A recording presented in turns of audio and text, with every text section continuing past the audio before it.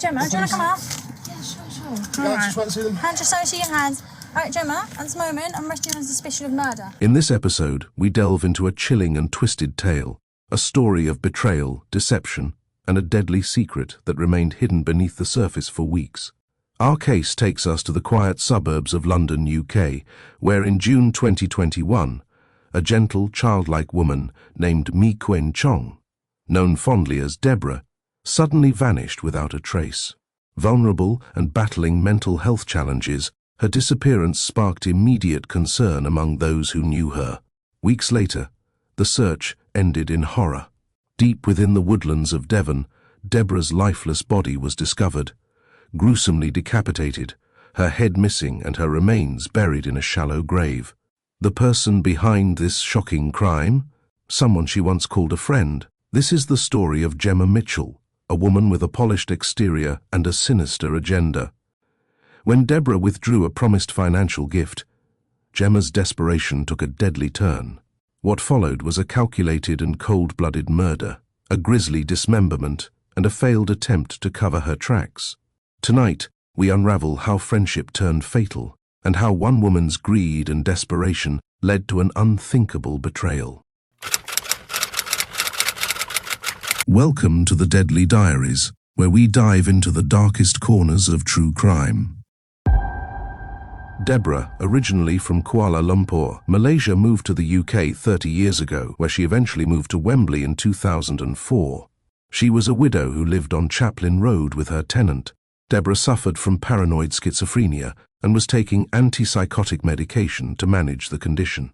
Despite her erratic behavior, she was described by neighbors and church friends as having a sweet and childlike nature. She was a loving neighbor who would often visit her neighbors for a cup of tea and a chat, and was always heard singing church songs from her house. She was also a congregation member at Emmanuel Centre Church in Edgware, which was located about 6 miles from her home, in which she would always be happy to travel the distance because she had made several friends. Although she did not have any family in the UK, she received support from her many friends from her extroverted nature. One of these friends was Jemma Mitchell. Jemma was born and grew up in Australia.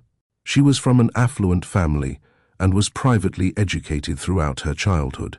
Her mother worked in the British Foreign Office in Australia and eventually moved to Willesden, London, UK, where they resided in a house worth £4 million following a divorce. In 2004, Jemma attended King's College London to study a human sciences degree, where she was awarded the Hamilton Prize for Anatomical Excellence and graduated with a first-class honours.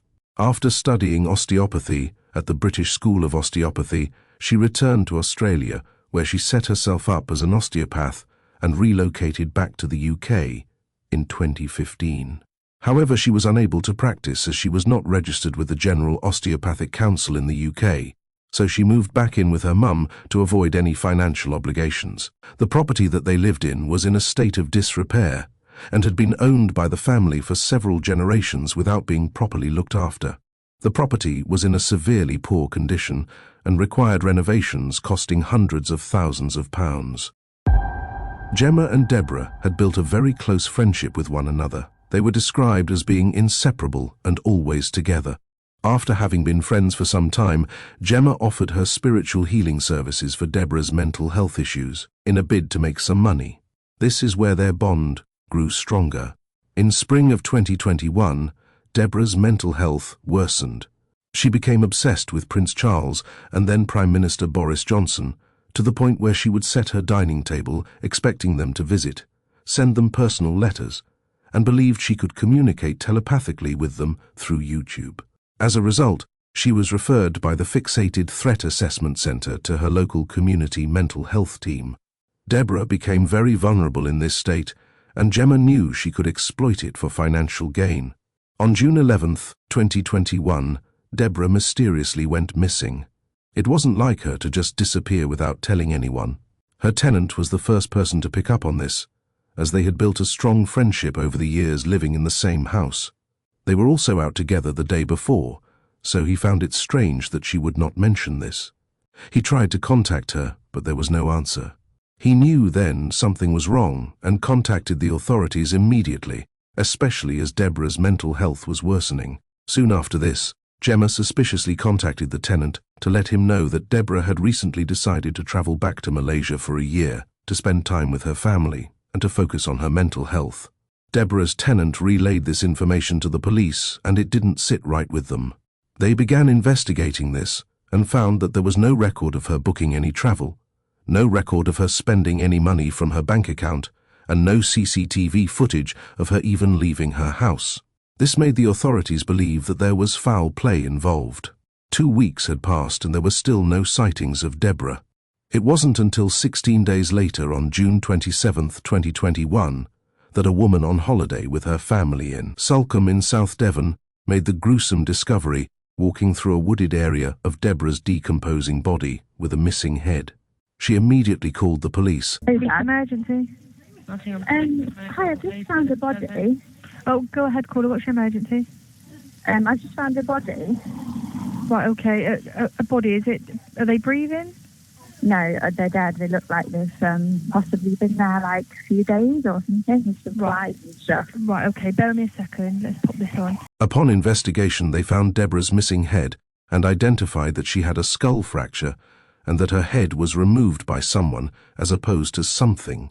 They also stated that her body was too decomposed for an accurate post-mortem to identify the cause of death, and that her body had been there for at least 2 weeks, which coincides with her disappearance. With the suspicion of further foul play, the police immediately classed this as a homicide. Jemma was quickly picked up as a suspect, as she was with Deborah more than anyone else. Deborah was often heard saying that Jemma and Jesus were healing her, so many of Deborah's friends thought she was being exploited due to her poor mental health.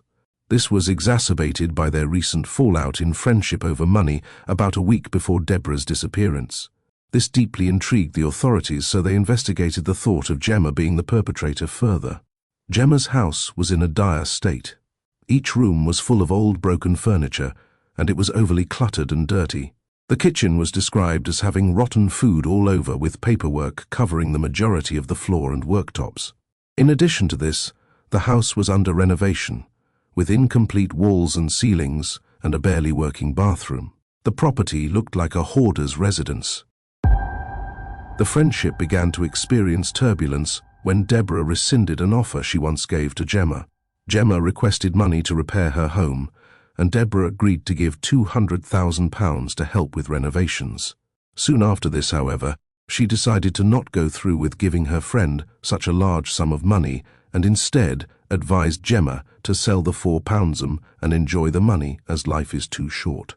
She also said that the construction would cost more than the £200,000 she originally offered, which is more money than either of them have. Jemma was distraught and angry, so became more pushy with requesting the money, to which Deborah would not budge. By June 8, 2021, Deborah had enough of Jemma asking for money, so she messaged her saying, "Until you have sold the house, I don't want you to come to me or my house. I'm stressed to the core." It was 3 days after this that Deborah went missing.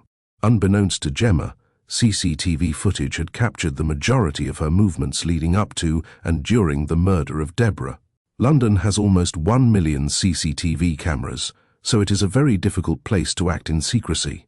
At 6:15 a.m. on June 11, 2021, Jemma is seen leaving her property with a suitcase and a backpack. By 6:40 a.m., she changed her clothes, put a face covering on, and placed her backpack inside the suitcase to hide her identity. At 7:56 a.m., Jemma took her hat off, but still had her suitcase and face mask on, and walked towards Deborah's house. We would then see her again 5 hours later, where she was seen walking in the opposite direction of Deborah's house with 2 suitcases, which seemed to be heavy, as she was visibly finding it difficult to lug them around. It was suspected that one suitcase had Deborah in it, and the other had all of her personal and financial documents, which she was using to forge a will so that she could take control of her £700,000 estate. She then called a taxi at 1:36 p.m. to take her and the 2 suitcases back to her home, but a transcript later showed that the taxi took 40 minutes to arrive. She was finally seen returning home at 4:16 p.m., which means she was lugging around Deborah's dead body and documents for over 3 hours. During Jemma's murder of Deborah, she sustained a broken finger.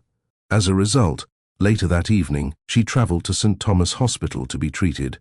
to which she claimed that she shut the door on that finger.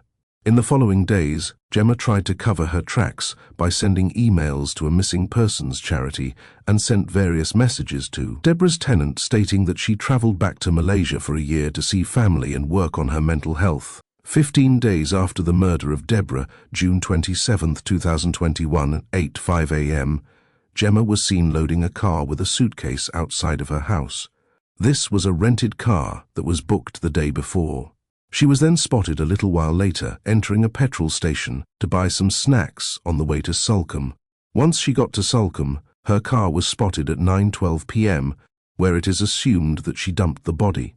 She was then seen by the same camera 31 minutes later driving in the opposite direction. On her way back to London, her tyre popped and she was forced to enter a service station to call for assistance. Lee Garden, the repairman tasked with changing her tyre, described his encounter with Jemma as very weird.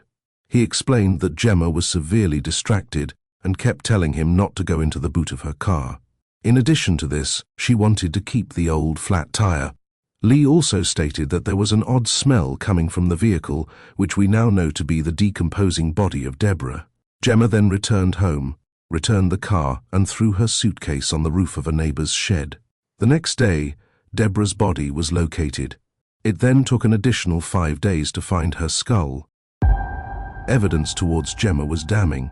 Police went to her property and broke her door down on July 6, 2021, at 11:45 p.m. to arrest her on suspicion of murder. Police then searched the premises and found personal and financial documents belonging to Deborah, and a forged will created on Jemma's computer. On this will, she named herself and her mother as the beneficiaries of Deborah's entire £700,000 estate. It was then 2 days later, on July 8, 2021, that interrogations began. She remained silent for the majority of interviews conducted by authorities. And they've said that the person driving the Volvo waited in the car all that time with the windows down and the front door open, the passenger door open, when it was literally chucking it down with rain and it was windy. Why is that, Jemma? No comment. The car stank, didn't it, Jemma? No comment. Stunk of a dead person. No comment. Stunk of Deborah's decomposing body.